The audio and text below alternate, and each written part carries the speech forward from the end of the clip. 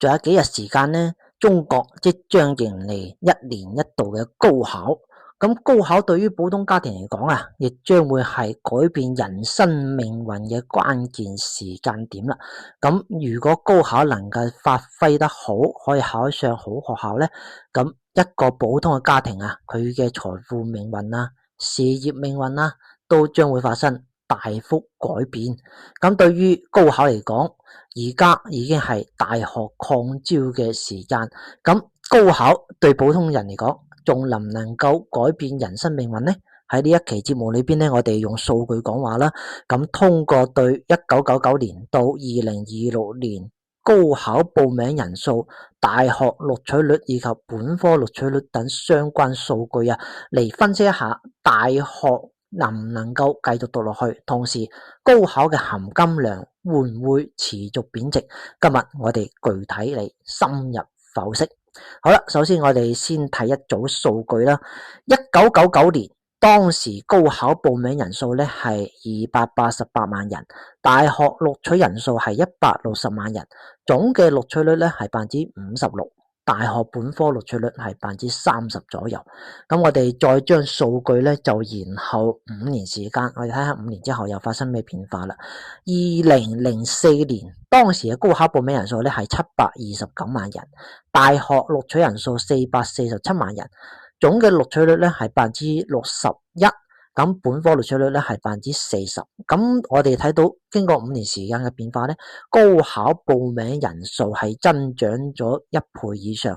咁大學嘅錄取率咧亦顯著增長咗1到2倍啦。咁同時大學總嘅錄取率咧從56%提升到61%。咁本科率咧亦從30%左右提升到40%左右。咁出現咗多項數據同步增長嘅局面啦。我哋再睇下2009年，亦即係1999年大學擴招第10個年頭，到底發生咩嘢嘅變化呢？2009年當時嘅高考報考人數咧係1020萬，大學錄取人數咧係629萬，總嘅錄取率係62%。本科錄取率咧係45%左右。咁與2004年嘅數據相比咧，本科錄取率係繼續提升嘅。咁總嘅錄取率咧係增長咗1%。咁大學高考嘅報名人數咧係首次突破咗1000萬啦。咁同時大學錄取人數咧亦都係突破咗600萬人嘅。咁多項數據咧係繼續呈現出增長嘅局面。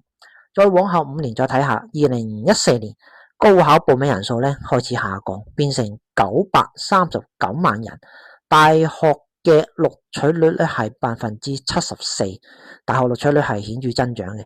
咁本科錄取率咧係43%左右，咁本科錄取率咧與2009年相比咧係略有下降嘅。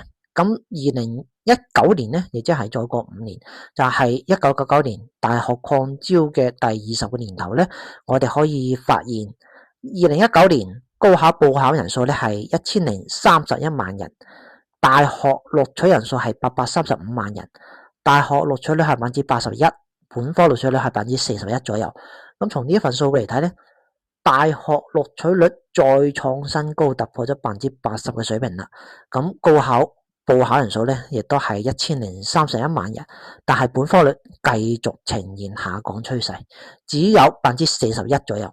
咁我哋再睇下2024、2025年，亦即係最近1-2年時間咧，咁呢個數據又發生咩變化咧？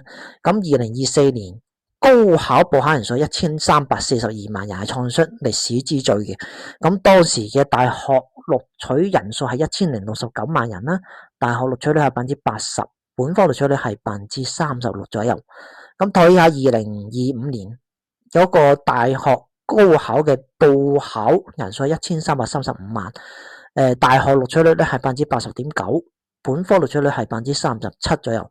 咁我哋可以睇到，從過去20年時間裏邊咧，我哋可以發現啊，高考嘅報考人數啊，大學本科率嘅錄取率咧係發生咗一個微妙嘅變化啦。其中2009年到2014年咧，咁呢個大學本科率係繼續上升啦。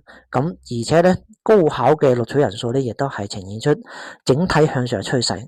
但係2015年之後咧，大學嘅本科率開始出現咗拐點啦。但係大學嘅總體嘅錄取率咧係繼續上升嘅。咁所以從過去20年時間裏邊咧，整體上高考報名人數、高考大學嘅錄取率同埋總嘅錄取率咧係繼續保持高企嘅，而且咧特別係大學錄取率咧從56%提升到81%，係出現咗顯著增長趨勢。咁但係大學本科率咧從30%最高上升到45%，然後跟住從45%又降到36%、37%，咁講明大學本科錄取率咧係呈現出逐漸向下嘅趨勢嘅，咁亦都反映出一個問題啦。咁1999年到2008年咧係屬於大學加速擴招時期啦，能夠上大學係一個巨大嘅跨越。咁2019到2015年咧，咁係呢個大學嘅逐漸普及啦，咁本科咧亦逐漸成為主流嘅門檻啦吓。咁當然要根據一個數據，唔係從2019到2015，應該係2009到2015啊，呢個係大學逐漸普及嘅一個講法啦。咁最後到2016到2026年咧，咁我哋睇到大學總體嘅錄取率係大幅上升嘅。點解大學錄取率大幅上升，但係大學本科率佢不斷下降呢？咁講明一個問題，就講明呢10年時間咧，專科高職嘅錄取人數係大量增加嘅，但係本科率咧卻呈現出增長停滯，甚至係有所放慢、有所下降嘅趨勢。咁講明喺過去10年時間裏邊咧，能夠考上本科嘅難度係增長嘅。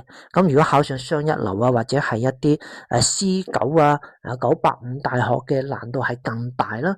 咁我哋睇到目前咧，呢個大學本科率咧，佢嘅錄取率係37%。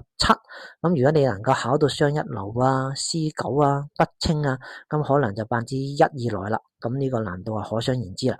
咁所以咧，從整體上嚟講，對普通人嚟講咧，並唔係話而家人人都係大學生啊，只不過講而家大學錄取率係大幅上升，但係大學咧亦分為好多種喎。大學又分為本科院校、大專院校、高職啊。咁而家過去10年時間咧，大專院校、高職大幅擴招，但係本科咧喺過去10年咧係增長停滯嘅。咁講明，如果你係普通嘅家庭，你想改變人生命運咧，咁如果你考上大專高職啊，其實難度咧唔大，但係想通過考上大專高職改變命運咧，咁基本上咧難度係非常之大嘅。當然亦都唔講，亦都冇話考上大專高職人生就另一個故事。如果你考上大專高職之後，你能夠學到一門好嘅本領，你成為行業嘅專家，咁你一樣可以改變命運。只不過咧呢個概率同埋呢個難度咧會變得更大啦。咁如果你要考上本科，咁啊亦都係百里挑一啦。當然如果你考上本科咧，都係唔能夠講可以改變命運，因為而家考上普通本科咧亦都係比較普遍嘅。咁如果你能夠考上雙一流啊、985啊、211啊、C9啊、北清啊，咁呢個咧你好大概率咧可以改變命運。即使你係大學本科學歷，但係你出嚟咧基本上係拉同齡人係拉開顯著嘅差距嘅。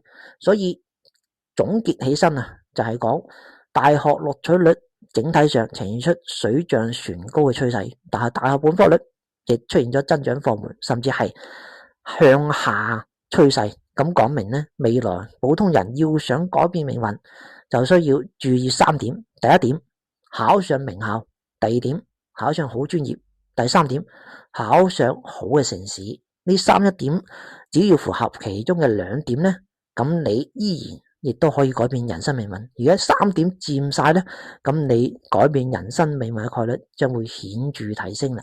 所以咧，對於普通人嚟講，雖然而家競爭非常之激烈，但係咧並唔講明高考就唔能夠改變命運。只不過咧，過去10年、過去20年相比咧，高考你需要付出更大努力，要考上名校而唔係普通學校，要考上好嘅專業，要考上熱門專業、優質專業，咁你先能夠從根本上改變自己嘅命運。呢個亦都係普通家庭通過高考改變命運嘅有效嘅方式。咁你認為咧，對於當前嘅高考含金量點樣啊？或者係考上大學仲能唔能夠改變普通人嘅命運呢？